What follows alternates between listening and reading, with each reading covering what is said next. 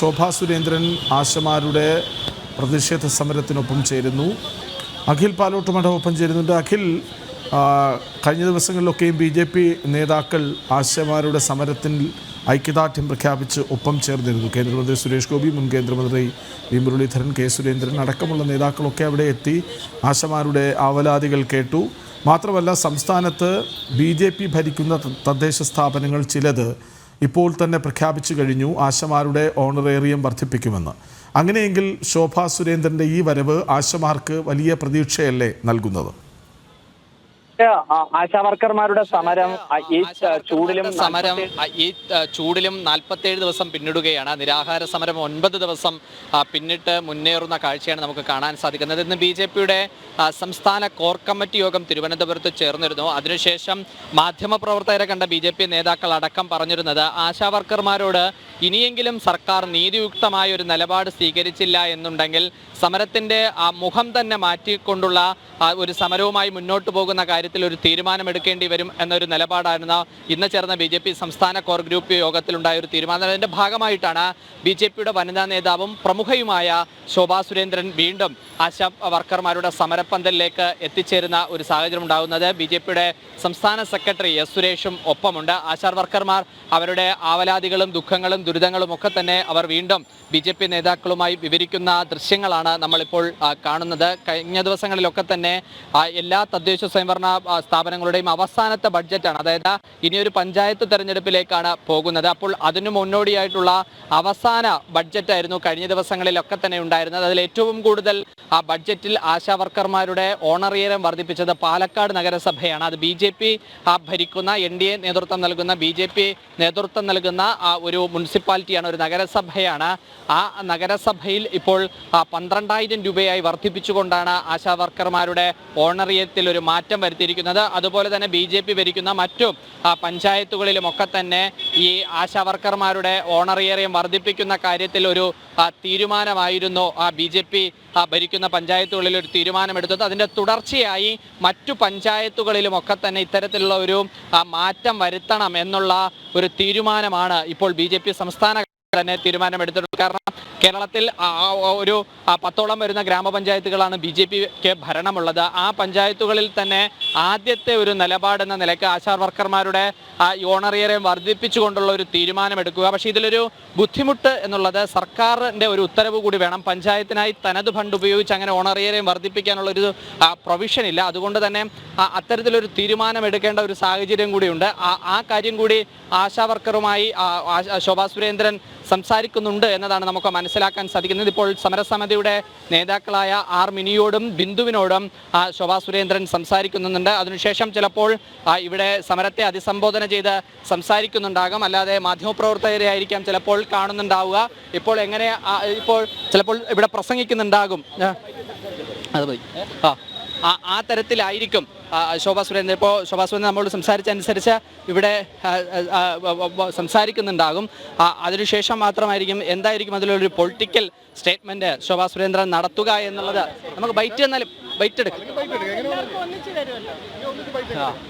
ഇപ്പോൾ പ്രതികരണത്തിലേക്ക് പോകുന്നു എന്നതാണ് കൃഷ്ണകുമാർ നമ്മളോട് ശോഭാ സുരേന്ദ്രൻ സംസാരിച്ചിരിക്കുന്നത്. നമുക്ക് ആ കാര്യത്തിലേക്ക് ശോഭാ സുരേന്ദ്രൻ എന്താണ് പറയുന്നത് എന്ന് നമുക്ക് കേൾക്കാം. കാരണം അവർ ആശാവർക്കർമാരോട് സംസാരിച്ചിരുന്നു. ആ ആശാവർക്കർമാരോട് സംസാരിച്ചതിന് ശേഷം ഇപ്പോൾ മാധ്യമപ്രവർത്തകരെ കാണുന്നതിലേക്ക് വേണ്ടി ശോഭാ സുരേന്ദ്രൻ പോകുന്നുണ്ട്. നോക്കൂ, ഞാൻ വന്നിട്ടുള്ളത് ഭാരതീയ ജനതാ പാർട്ടിയുടെ കോർ കമ്മിറ്റി യോഗം.